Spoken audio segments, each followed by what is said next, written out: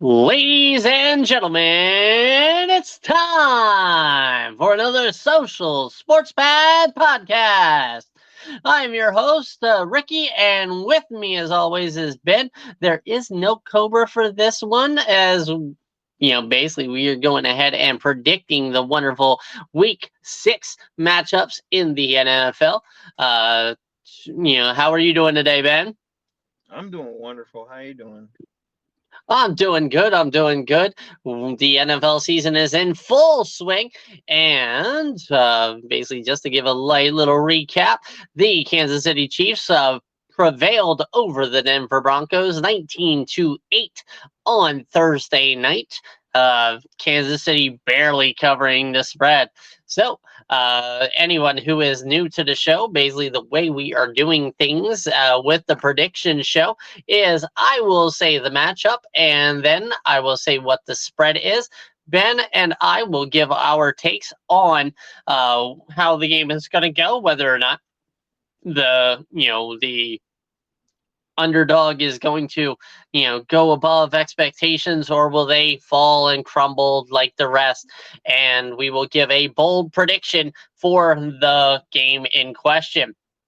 And remember, the bold predictions are brought to you by the wonderful folks at Bulletproof Coffee. Nothing says a bold prediction like a bold cup of coffee. And you definitely need it this week as the Tennessee Titans host the Baltimore Ravens in London as they go back to Tottenham Stadium.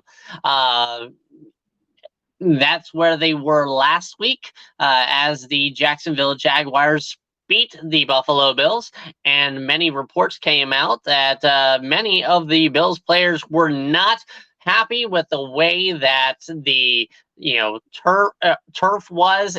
Some even saying that it felt like concrete playing Hmm. on. So they're back to the scene of that crime. So, question I have for you, Ben, before we get into the predictions and everything, do you see do you see a situation like what happened with Buffalo last week, where a lot of injuries happened in that game? Do you see a lot of injuries in this game?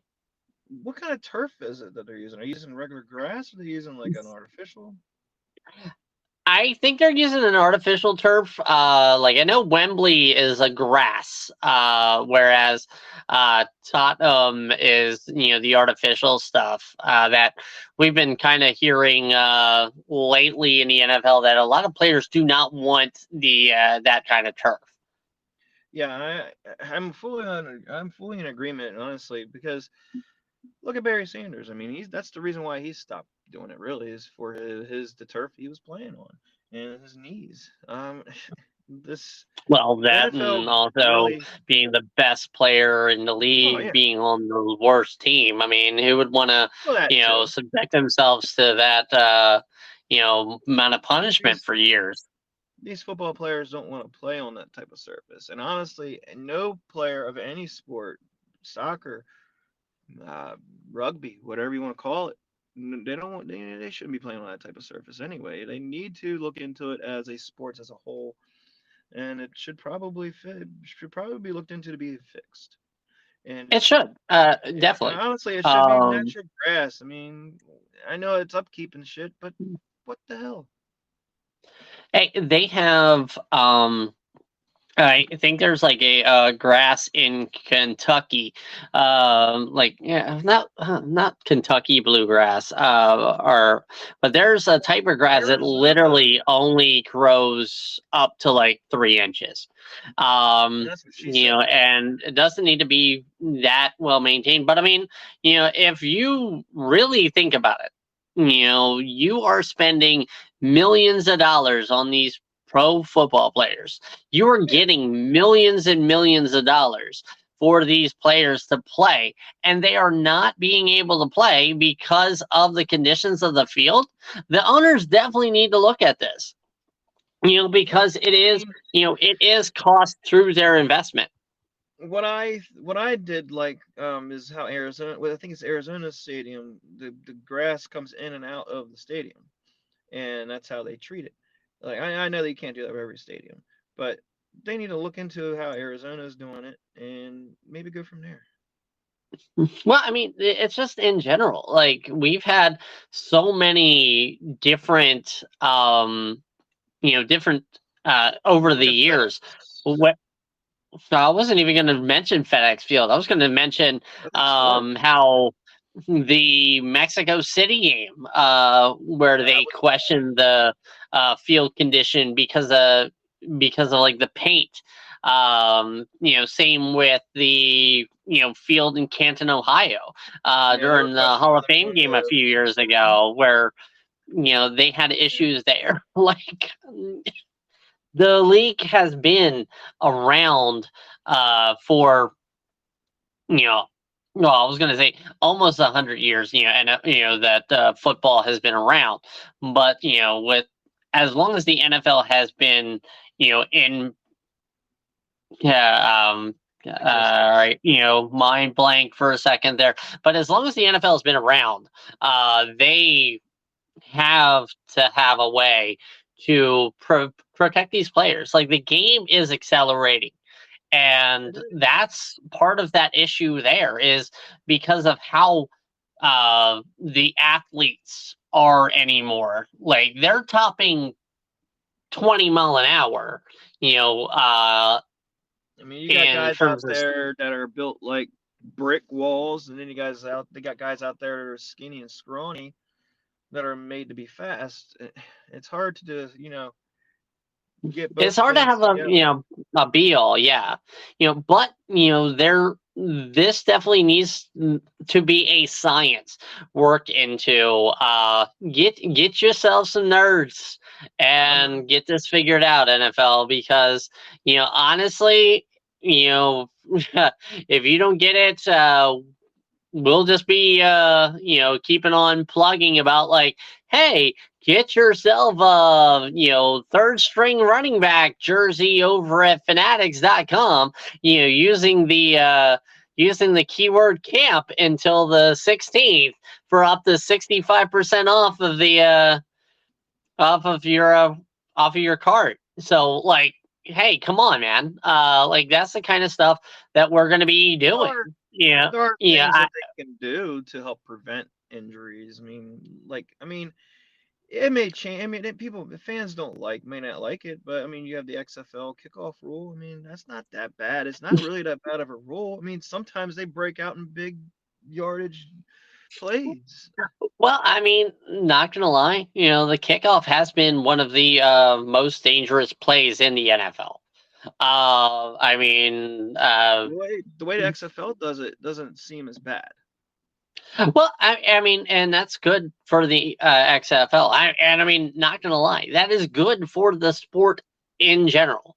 All right, they should have like for year Or almost. even They the should punt get rule. rid of the kickoff. I even They like their really punt should. rule that they have. I mean, there's a lot of things that they could implement. I mean, they have the punt rule that the XFL has where you can't kick it Well, I out of mean, the bounds. XFL has to do something to not be, NFL light. All right. So they're going to be implementing different things. I mean, just also look at the first time the XFL came around. All right. They didn't have the over over the player camera. They didn't have a lot of the camera angles that they did, Well, that they have now. The original XFL is the one that innovated the Skycam. So Yeah. if it So wasn't for the original XFL, you wouldn't even have the Skycam. yeah. Yeah. So yeah, that's kudos, and And I honestly, definitely see I like, think that they should definitely implement maybe the extra point rules. Not get rid of field goal kicking, but maybe make some more intriguing for the NFL. The NFL needs something more. They need they need better grip and better fields, and need a little bit more excitement. Because honestly, kicking a field goal and going for 2 points, yawn. Let's add a little bit more excitement to it. but I mean, kickers are people too, sir. They Um, are. They can be involved. yep. Do not forget those kickers. All right. They are Speaking of definitely. kickers, um, Yeah. Did you notice the NFL has been promoting that famous kid on YouTube? What's his name? Must not be that famous. No, there's a guy who has been kicking field. He's good at kicking field goals, and for some reason nobody wants to pick him up in the NFL because of how See, like a trick shot artist. he's more like a YouTube personality, and the NFL doesn't want a YouTube personality. I mean that, and he probably makes more money than he would ever make in the NFL on YouTube. I don't want him to get paid for doing it, so that's the other issue. Okay, well, even so.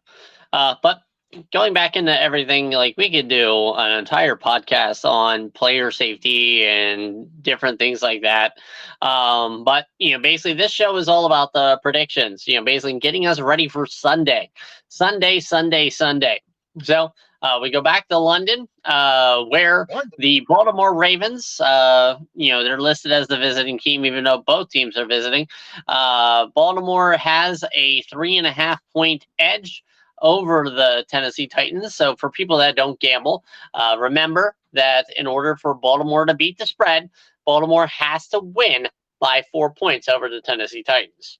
Or need butter. So, all right. So Ben, go ahead and give me your prediction on how this game is going to go, and then give me a bold.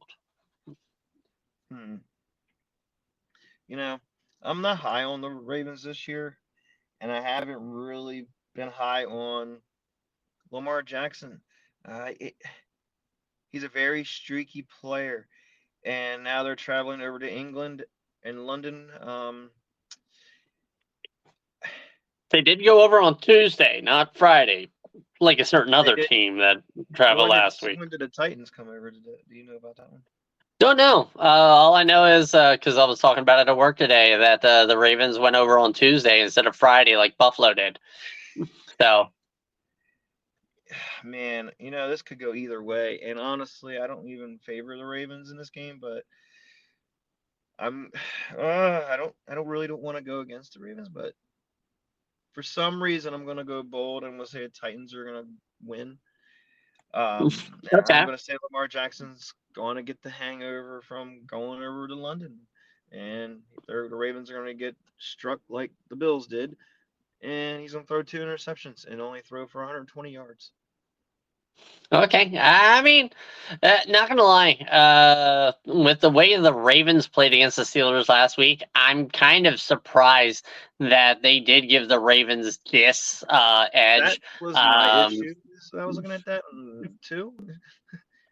And especially since the Titans played the Colts, who beat the Ravens, they played them hard last week. Even though, like the problems right now with Tennessee are with the ground game, and I am going to say that that's the reason why Baltimore actually does cover 3.5 points. My bold prediction is I see 2 100-yard rushers coming out of the Baltimore Ravens, be it Lamar and Gus Edwards, or Gus Edwards and Justice Hill, or even Melvin Gordon getting over 100 yards. We don't know. I know Melvin Gordon's hiding, but again, this is one I definitely see the Ravens going ahead and winning by 4 and covering the spread. So that is the very, very early Sunday game. We will go from there, and just like coffee. Yeah, we definitely need a cup of coffee in the big time for that one. But just like our prediction show last week, we go from London to Atlanta as the Atlanta Falcons host the Washington Commanders. The Falcons coming off of a close victory over the Tennessee Titans, and the Commanders going and getting a humbling last Thursday night. So the Atlanta Falcons are listed 2.5-point favorites over the Commanders. And Ben, do you see the extra 3 days as a benefit to the Commanders, or will the Commanders forget again to cover a fucking receiver. You know, this team has irritated the fuck out of me. I mean, you're a fan, dude. Like that's easy for your So- team to irritate you, especially they're a top 5 offense right now, but their defense has sucked. Sucked a big long glizzy. You know what I mean? Oh, they really have. And I'm trying to find what Ron Rivera said. And Ron Rivera said something really fucking stupid. What the fuck did he do? Hold on. There was I something. mean, Ron he's on his Rivera way said. out. Like Bro, we both know it. I'm Ron, like I'm really fucking pissed. Hold on, let me see. What did he Again, say? you're a Ron fan, Rivera definitely. released Texas. So while Here you're it looking is. that up, I'll give my kind of take on it. All right, and then so we'll kind of swap. That's a good thing we'll do, since it's just the two of us. As we can, while one looks up something, the other can give their kind of hot take. So like for me, I really am going to say that it's going to be the Commanders pulling the upset over the Falcons here. Just the Falcons haven't really impressed me this year. If they can tighten up on defense, the Commanders, and protect Sam Howell. Sam Howell right now is the most sacked quarterback in the NFL. That to me either screams that nobody's getting open, just like Josh Allen had that problem in the first year of his rookie year, where there was like no degree of separation, for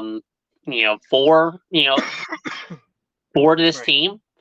I mean, Brian Robinson, like he had struggles, like it's just like he runs into defenders instead of hitting the hole. It's like he's not finding the hole. Either that or the defenders, or not the defender, but the offensive line is just not creating the hole. I mean, the offensive line, that's actually probably the situation there is It's just, definitely- they're not good. They can't protect Howell. They can't open up holes for Robinson. Like, that's an What issue. can they do? Suck. Well, probably hold. There were a lot of holding calls against the Bears.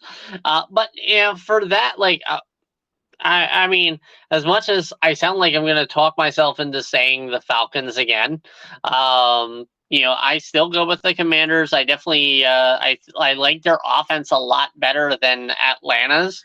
Like Atlanta has like the pieces, but it just like they don't feel like they're together. Bold prediction: I see Sam Howell, lighten it up. 350-yard game, 4 touchdowns. Only 2 to receivers though. I definitely see probably Logan Thomas touchdown and Brian Robinson touchdown. The B Robinsons are going to have 4 touchdowns apiece. Oh, not apiece, combined. I don't know, man. I'm looking at the stat lines. The Falcons right now are averaging, allowing defensive-wise passing yards 190 yards a game and 104 rushing yards a game. That's a pretty good defense. Like who they played? Who they played? All right, in 5 games, 2 of them were Carolina, and like the Texans were not able to march up the field against. Fair. And the Jaguars did not have to do much, against them. So, hey, there you go. Fair.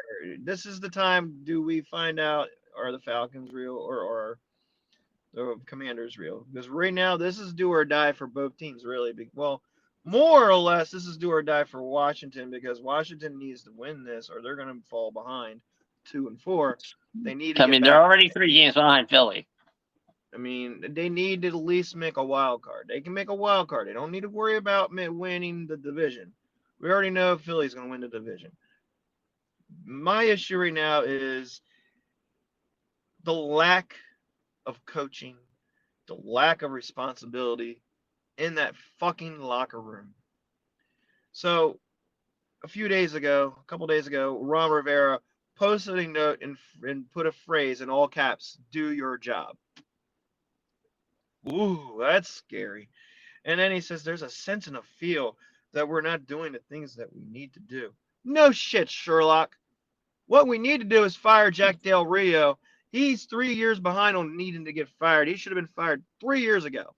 There's no need for that motherfucker to be standing around in that building anymore and on that sideline. He needs to go.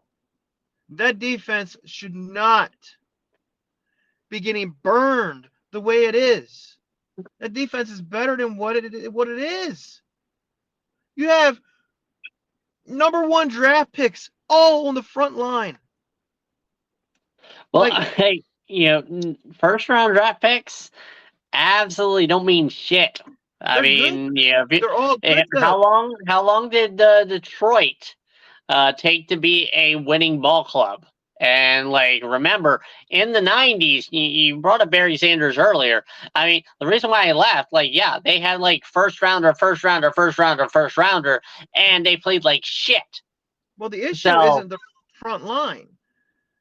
They're not utilizing the issue is the secondary. That secondary. Not, so Fuller's number 2 ranked overall cornerback in the league. What they're not doing is they're not protecting their rookie cornerback. He's still going to get burned because he's not learned yet. He needs to learn. Granted, they may have fucked up, may have picked the wrong cornerback, which I don't think they did. In the long run, I think he's going to turn out and be good. Maybe it's just he's not getting coached right. He's getting taken to the learning tree. So that's the issue that lies with Jack Del Rio. Not just Jack Del Rio, who's the top, dog on that. You also have your secondary coaches. You have, everything, all the other coaches. There's more than just the defensive coordinator. The secondary coach need to be, all up on that guy's ass. Jack Del Rio has a very lackluster defense. Very ho-hum. Yeah, it is, and it's very laxed. They let plays happen. They just let it go, and they give a whole bunch of space for a receiver to catch the ball on a third down when it should be. Yeah, it's a zone defense. It's a zone defense. Okay, I know. Zone defenses are definitely. I mean, look at kind of bringing our fan base selves into it, but look at Jacksonville versus Buffalo on third down. All right. I mean, they were facing injury, but they had to go into a zone defense, and Trevor Lawrence was able to exploit it with Calvin Ridley. Here's what I'm going to do. Okay. So, ever since Eric Bieniemy has been with Washington has been averaging at least 30 points a game. Last week they didn't do it, of course, but hey, it happens.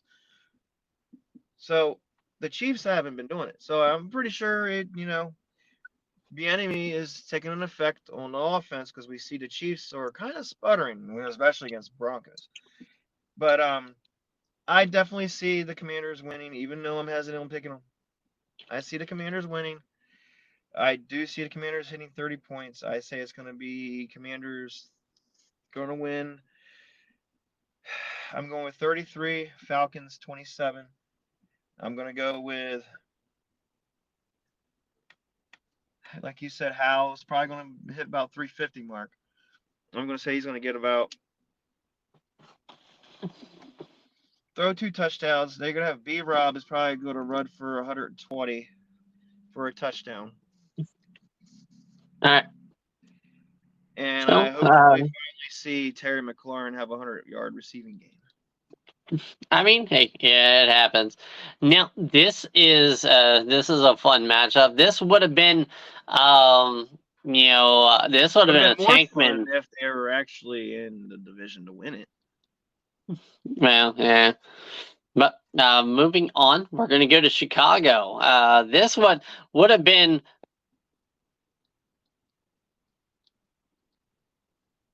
Are you there, Ricky? Ricky. We're having technical difficulties. I lost Ricky. I don't hear Ricky talking currently at the moment. Can you hear me now? I can hear you now, sir. Okay. So yeah, the issue with technology, the phone locked up. So yeah. So yeah, if it goes to my lock screen, like the joys of not being able to do things in the studio. So so basically we're moving on from Atlanta and the Commanders to kind of this would have been a more intriguing matchup a couple of weeks ago, as the Chicago Bears and the Minnesota Vikings are going against each other. They are both 1-4 after finally getting off the schneid. It would have been The Minnesota Vikings. If they were actually, it would have been very intriguing if they were in it to win the division, but no. In it to win the division, or basically right now it's like now all it's just Suckville. But yeah, so the most intriguing part about this matchup is if the Minnesota Vikings are going to recover from losing Justin Jefferson. All right, will KJ Osborne and Addison, will they step up to the plate? That's basically the question there.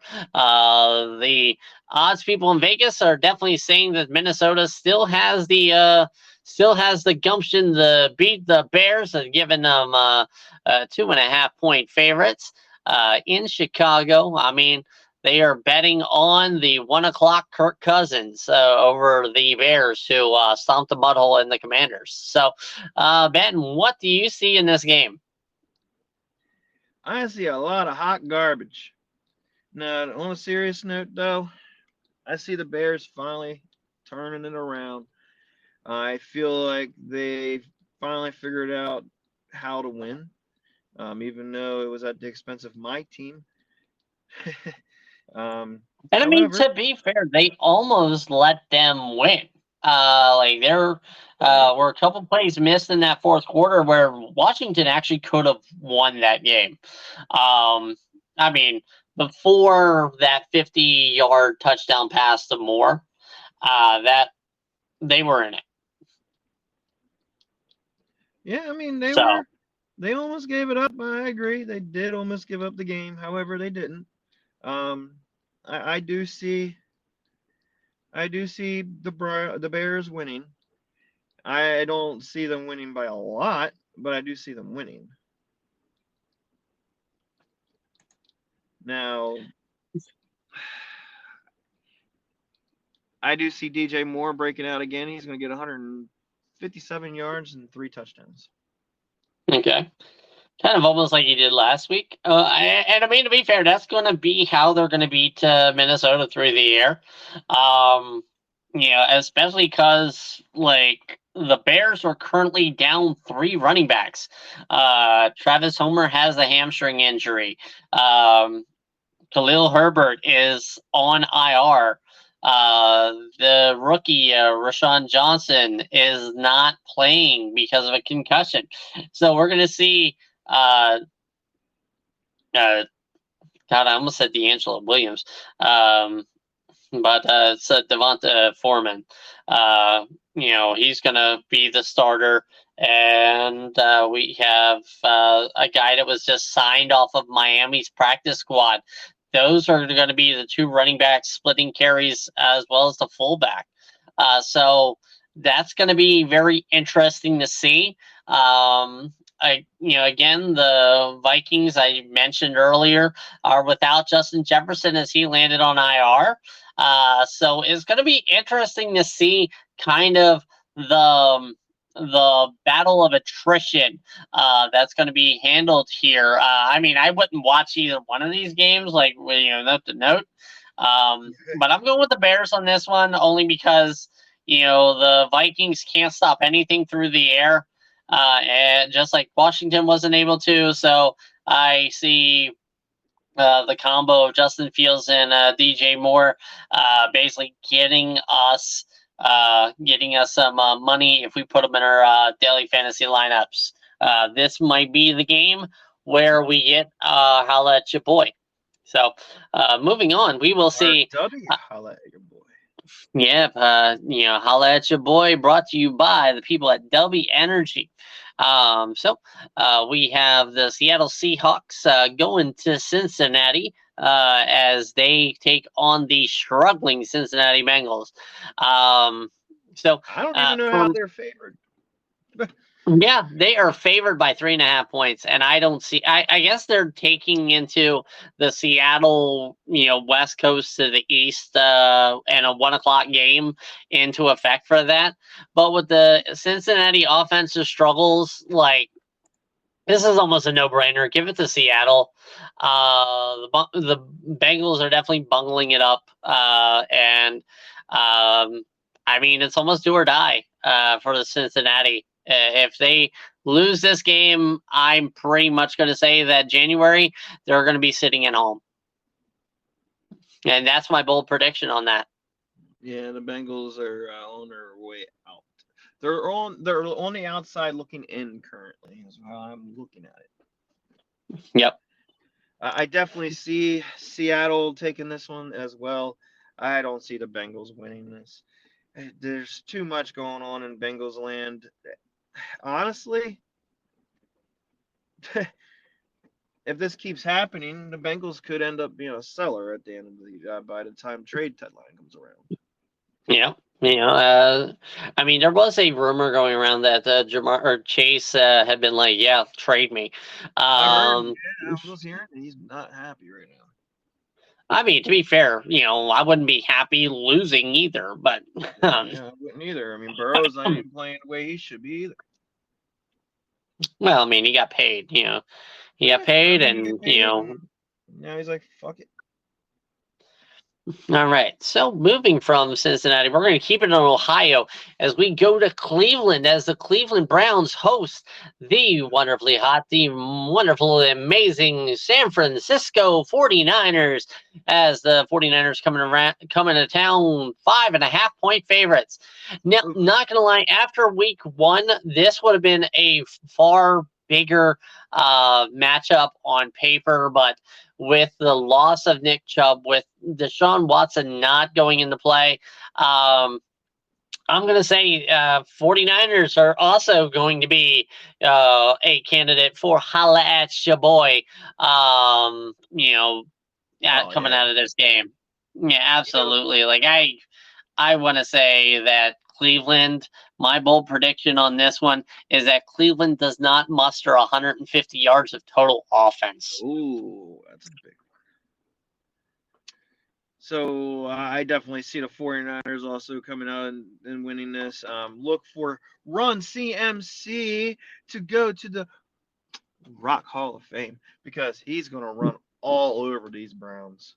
On ESPN, it's telling me a 9.5 point favorite for San Francisco. I mean, I see it. I mean, I could see that definitely. 49ers are going to blow the Browns out of the water. The Browns are going to wish they didn't even come to the game. They're going to wish they never even showed up. I agree. The Browns are going to get stumped, and look for the Browns to not even get 100 yards of total offense. Ooh, even bolder. All right. So, going from one ass whooping to another, we are going to we're taking our talents to South Beach as we are going to see the Miami Dolphins beat the Carolina Panthers ass.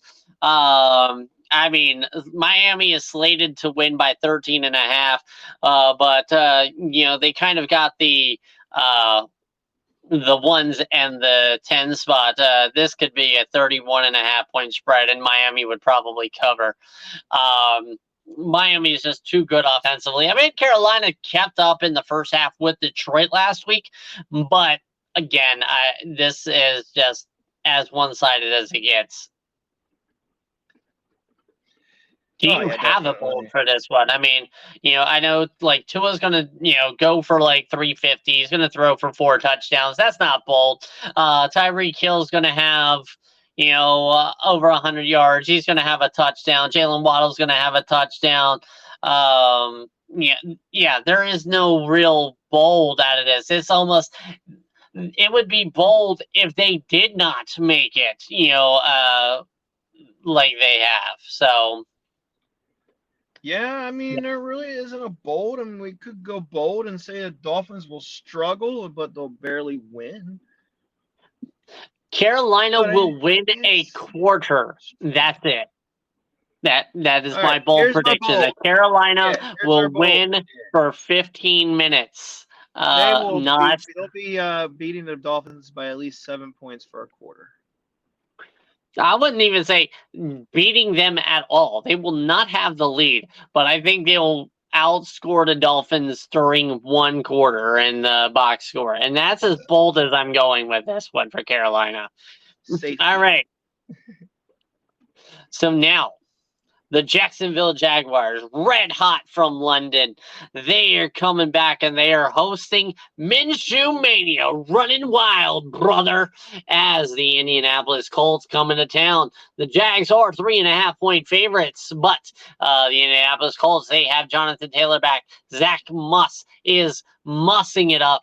And like I said, Minshew Mania is running wild, brother.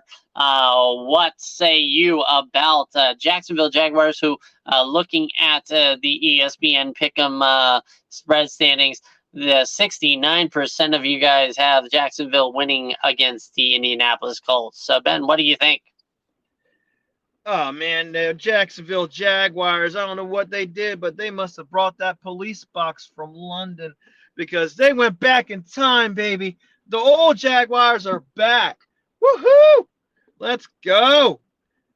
Minshew Mania is over. It's not going to start no more. Look for the Jaguars to bring that AEW energy over to the quarterback. And Trevor Lawrence, baby, is back in town. And he's going to throw that baby around. Look for the Jaguars to beat the Colts by 10. Okay. All right. Is that your bold, the Jags by 10? That's my bold. No, that's not my bold. My bold Yeah, it's not that bold. is Jonathan Taylor back. Yes, he played last week against the Titans. He didn't really do much. They're kind of easing him slowly back in. I mean, Zach Moss ran for like 150 last week against the Titans. So, they got a nice two-headed dragon right there. So the Jaguars will give up 100 yards to Jonathan Taylor, but still win the game. Okay. So my bold prediction, I see the Jags winning this game. My bold prediction is that the Colts are going to struggle, just like Josh Allen did last week. I see Gardner Minshew throwing for 3 interceptions to the Jags. They are definitely doing really well lately, and yeah. I see the Jaguars winning this. And we'll finish out the 1 o'clock games with one of the matchups I am definitely wanting to watch, which is kind of shocking compared to, the beginning of this year. But we have the New Orleans Saints going in against Houston only as 1.5 favorites over the red hot Texans. What do you see on this? I mean, it's definitely going to be a tight game. The Texans are looking better than what we thought they would. However, I am on the Saints train. Let's go, Carr. I want Carr to do good, and I just want I want a Carr to do good, and I like David Carr. Is it? It's David. No, God, it's David Carr, right? Derek. Damn it. Derek. Oh, Jesus. Yeah. David was the Texan. Yeah, that's why I thought of David because I saw Texans and yeah. So yeah, Derek Carr. I like him. He's great. Slate me in for the Saints to win. Derek Carr is going to throw for 370, 4 touchdowns. Beat that Texans ass. They're going to win by 2 touchdowns. Okay. I'm going to go ahead and I'm gonna go the opposite from you on this. I actually see the Texans winning. Like the Texans are playing their hearts out. A couple of things, and we be talking about the 3-2 Texans going against the 3-2 Saints. I mean, it'd be nice to see the Texans actually do something for a change. Yeah. So like for me, yeah, I'm gonna say the Texans are gonna beat the Saints. The Saints have been kind of struggling on offense since Kamara came back, especially like through the air. Noticing like Olave and Michael Thomas aren't really going there. I think Carr's a little bit more banged up than he's letting on. And I see the Texans exploiting it. I always feel like the Texans, ever since they came into the league, they've always been the redheaded stepchild. Everybody overlooks them. Pretty much. And I mean, yeah, the Saints did go, like 34 points over the Patriots, but the Patriots suck this year. I mean, with good reason. They suck. But, hey, what? Speaking of the Patriots, that's where we're going next. We're going with the Raiders versus the Patriots. All right. As I mentioned last week when I learned of this game, I'm like, yeah, in a matchup that absolutely sounds as appetizing as gas station sushi. The Las Vegas Raiders are hosting the New England Patriots, favored at 3.5 points. Not gonna lie, this for me is my safe money bet of the week. The Las Vegas Raiders are going to beat that ass. They're going to be the latest team to score 35 on the New England Patriots. I see the struggles for the Patriots resuming. I see the Raiders getting a nice little tune-up. Devontae Adams, you're going to have 150 yards, 2 touchdowns. Jimmy Garoppolo is going to look like Tom Brady against his former head coach, Bill Belichick. Well, he is owned by Tom Brady. But yeah, so yeah, that's what I'm seeing. Raiders over the Patriots in very much the most mid matchup of the day. Ben, what'd you say?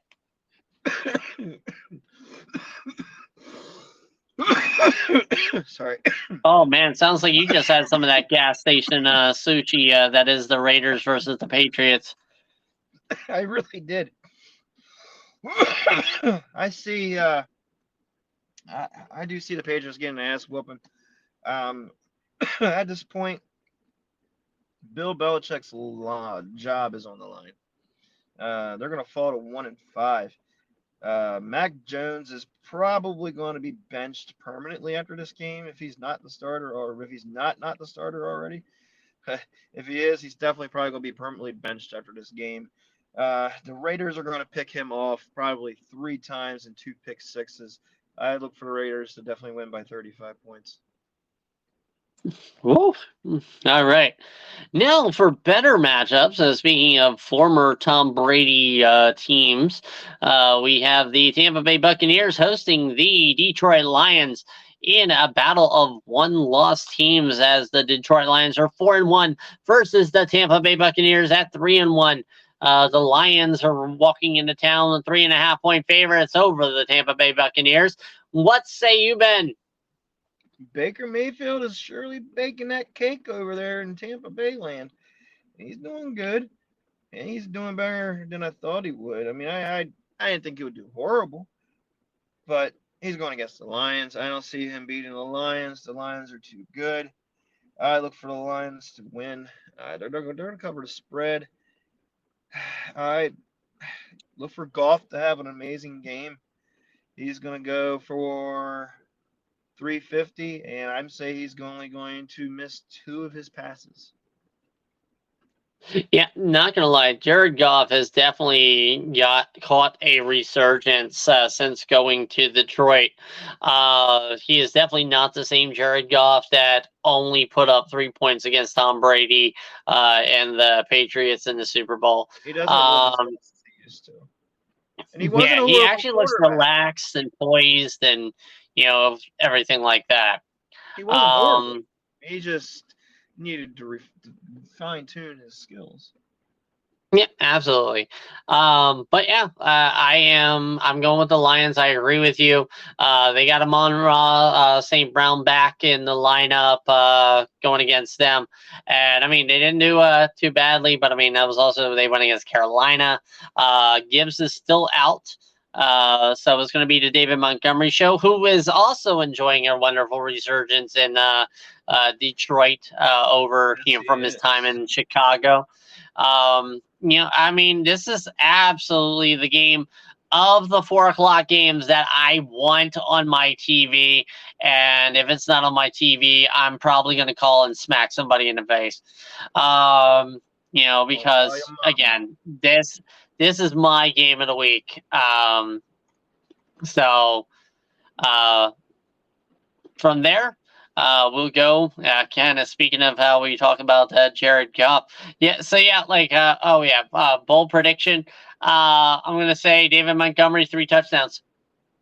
That's my thing there.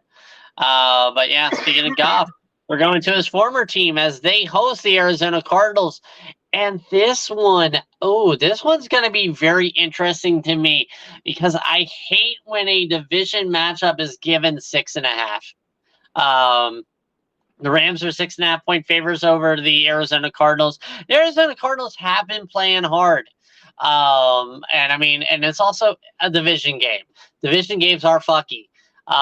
So on this note, I'm going to go first on this. I see the Rams winning, but I also don't see them covering the spread. I don't see them covering the 6.5. Probably they're going to win by a field goal. My bold prediction is we will see Cooper Kupp with 20 receptions. 20 receptions in this game. So, if you're going to put somebody in a PPR or in your DraftKings and FanDuel lineups, definitely Cooper Kupp, 20 receptions, calling it now. Ben? I'm going opposite of what you're saying here. I don't think the Cardinals are going to play hard. I mean, I think they'll play hard, but I don't think the game is going to be as close as you think it's going to be. The Cardinals are hit and miss. They're flash in the pan. They're up and down. And they're going against the Rams. The Rams have Cooper Kupp back for the 2nd week in a row, and he's finally going to be, in tune with himself. He did great last week. Now, Nuka-Cola, he didn't do a lot. So they didn't put him in the game a lot. Probably Kupp got all the stuff. But hey, you know what? It's going to be different this time around because you know why? Both receivers are going to have 120 yards. Look for 15 receptions by Kupp, 12 by Nuka-Cola. All right. So, this is this is an okay matchup as the Philadelphia Eagles go into the Meadowlands to take on the New York Jets. This is kind of a 6.5 point spread to favor the Eagles. The Jets are the Jets. The Eagles are the Eagles. Not going to lie, I have no bold prediction from this. Eagles are going to win by, covering the spread. And it's just, I expect it at this point. Yeah, I look for Jalen Hurts to run all over the Jets. There's no competition here. The Jets are going to get demolished. Jalen Hurts is going to have a 125-yard running game along with a 275-yard passing game and 4 touchdowns total. Not gonna lie, that for this matchup, that doesn't even sound bold. It's just that. Hey. Now we're going to Sunday night as the Buffalo Bills host the New York Giants. Buffalo is favored by 14.5. They're coming off of a bad trip to England, where they half of their defensive starters got hurt. The Giants, they are without their starting quarterback, Daniel Jones, but it looks like Saquon Barkley is going to be slated to play. So we have Tyrod Taylor and Saquon Barkley against the limping Buffalo Bills defense. What do you see, Ben? I just cannot see the Giants are barking up the wrong tree. The Bills are just going to run over the Giants' defense. The Giants' offense is not going to have enough power to come back. And I do see Buffalo beating the spread and covering it. The Giants just don't have enough power right now. They're not a full team, and now they have Tyrod back there. He's not going to do much better than Jones did. So wish him luck. This is probably going to be the death of him this week. Good luck, Tyrod.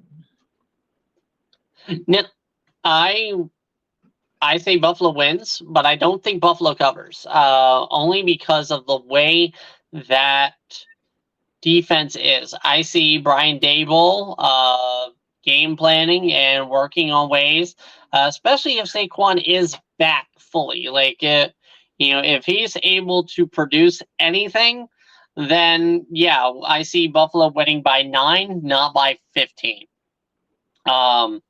So my bold prediction is that Tyrod Taylor is going to have 300 yards and through the air because of how weak that offense or that defense is. Yeah, and finally, we have the Dallas Cowboys going into Los Angeles as they take on the Chargers. The Cowboys are favored by 2.5 over the Chargers. Ben, what say you? This is a big game. This is my game of the week. I feel that the Chargers need to win this more than the Cowboys. However, that is also not true because if the Cowboys lose against the Chargers, they have lost against a former offensive coordinator of theirs, Kellen. What's his name? What's his name? Kellen. What's his name? Quarterback coach. I don't know his name. But you know what I'm talking about. I guess, yeah. Kellen Moore, I think. Yes, that guy. Yes. So the Chargers have more at stake right now because they need to win this game to stay afloat. The Cowboys need to win this for job sake, not just for playoff sake.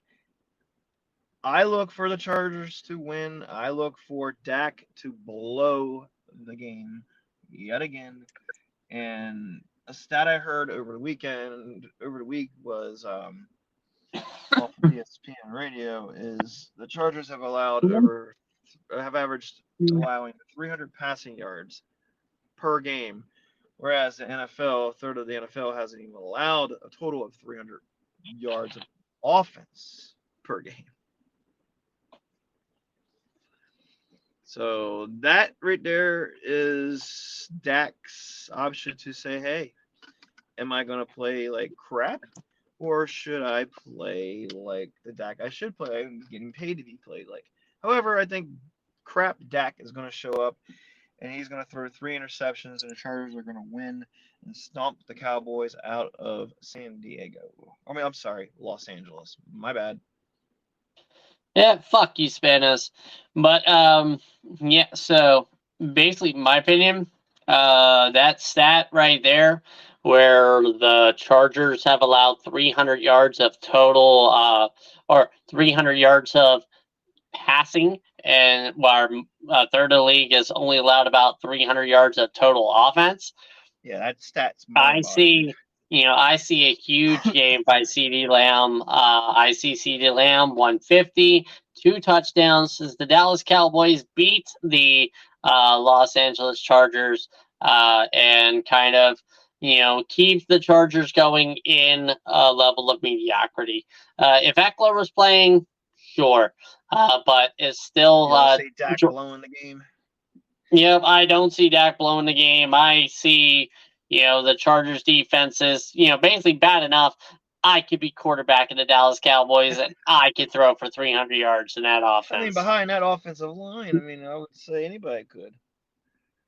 Hey, we'll be in, coach. I'll take $1 million. College your boy. All right. So basically, that covers all of the games. As we do with the prediction, the prediction podcast episode. Me and Ben, we're going to go ahead and do our ever evolving Super Bowl matchup that you see based on performance. So, Ben, what do you see your Super Bowl being this week? Right now, this week, I am showing the 49ers facing off. See, last week I said the Bills, but the Bills are sputtering. Yep. Let's go with the Kansas City Chiefs at the moment. I mean, I agree with you on the 49ers being there, but I'm going back to the week before. I'm going to say the 49ers are going to beat the Miami Dolphins. I mean, Kansas City, I would put them kind of like, AFC B. But the problem right now with Kansas City is that offense. Yeah, it's definitely a concern. Yeah, if it's not Travis Kelce and Patrick Mahomes, they're not that good. Yeah, I mean, maybe it was all Eric Bieniemy and Andy Reid wasn't the mastermind. Eric Bieniemy and Tyreek Hill. I mean, God, could you imagine like if Tyreek Hill was back on this team? Like Valdez-Scantling is not the guy there. Sky Moore's not the guy. It's like Rashee Rice. Rice. Rid of a lot of speed that was on that offense. Well, yeah, that Mecole Hardman. I mean, not gonna lie, I'm sure, like with the situation that's going on right now, I'm pretty sure Mecole Hardman would love to be back in Kansas City right now. Absolutely. But hey, this is what you got going for you. So everybody, thank you so much again for listening to me and Ben. Ben, thank you as always for being part of the podcast and everything. Everybody, I hope you'll have a wonderful weekend and enjoy some of these games. Definitely of the weeks that we've covered, this kind of seems like the weakest that we've had this year. So it felt like it, definitely. Yeah, like everybody get some rest. It's going to be kind of a nice snooze fest. You might want to get yourself some energy gummies or something like that if you want to stay awake. Don't operate any sort of like heavy machinery. Bulletproof has the gummies. They have them. Nice. I might definitely get some if I'm going to try and stay awake through all 11 hours of football this week. But again, this has been your episode of the Social Sports Pad Podcast. I am Ricky, and with me was Ben. And for all of us at the Social Sports Pad Podcast, we definitely want to wish you a good night, good week, and always good season. Good season. Good season.